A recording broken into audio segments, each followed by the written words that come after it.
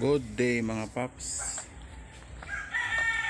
For today's video, diretso na tayo. Wala na tayong intro. Palit gulong.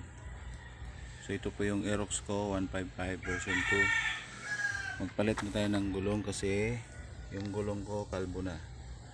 Yan. Ito po ay best tire po ito.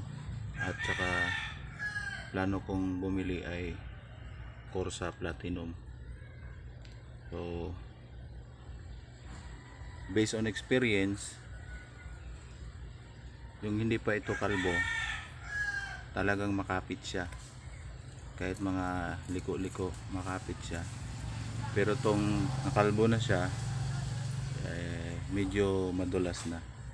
So hindi pwedeng mag-banking nito kasi madulas. So ito po yung papalitan ko. Bali ito po yung pangalawang gulong ko sa harap. Una yung stock IRC, pangalawa itong best tire. Tapos susubukan ko yung Corsa Platinum sa harap. So i-update ko kayo kung anong kinalabasan, kung matibay ba yung Corsa Platinum.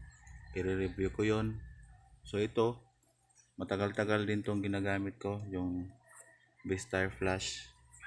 Tagal-tagal kong ginagamit. So ayun, super tibay nito. Matibay po yan, makapit.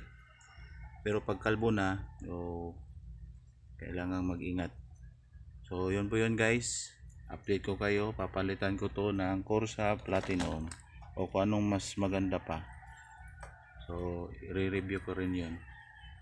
Wala akong ibang masabi kundi goods ang best tire sa harap ng Aerox ko.